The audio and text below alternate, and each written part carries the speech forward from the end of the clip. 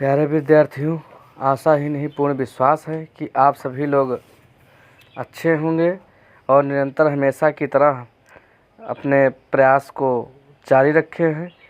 भारत एक अत्यंत प्राचीन देश है। हमारे देश का इतिहास अनेक सभ्यताओं व संस्कृतियों का साक्षी रहा है। देश को अनेक कालों व स्थितियों से भी गुजरना पड़ा, जिस कारण इसका इतिहास विविधता व उथल पुथल भरा है, अनेक घटनाओं से भरा है। हमारे देश का इतिहास अत्यंत ही कौतूहलपूर्ण व रोचकता से भरा है। देश के इतिहास की जानकारी न केवल विद्यार्थियों वरन देश के आम नागरिकों के लिए भी उपयोगी है। इसमें फर्स्ट ऑफ ऑल जो मुग़ल भारत में लोदी वंश के सुल्तान इब्राहिम लोदी की पराजय के साथ ही भारत में मुग़ल वंश की स्थापना हो गई, जिसमें बाबर की जीवन काल के बारे में आज वर्णन किया जा रहा है।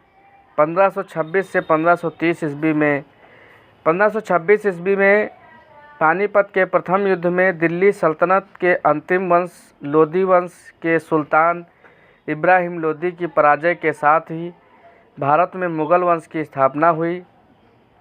इस वंश का संस्थापक जहीरुद्दीन मोहम्मद बाबर था। बाबर 14 फरवरी 1483 ईस्वी को फरगाना में जहीरुद्दीन बाबर का जन्म हुआ। बाबर अपने पिता की ओर से तैमूर का 5वां एवं माता की ओर से चंगेज मंगोल नेता का 14वां वंशज था। उसका परिवार तुर्की जात के चगतई वंश के अंतर्गत आता था।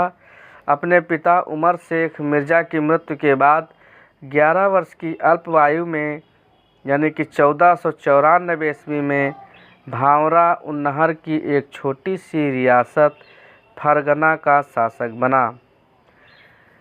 बाबर ने अपना राज्याभिषेक अपनी दादी एहसान दौलत बेगम के सहयोग से करवाया।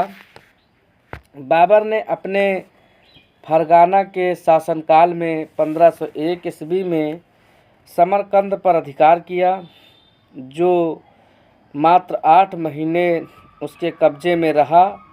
1504 ईस्वी में बाबर ने काबुल पर अधिकार कर लिया और 1507 ईस्वी में बाबर ने अपने पूर्वजों द्वारा धारण की गई उपाधि मिर्ज़ा का त्याग कर नई उपाधि बादशाह धारण की।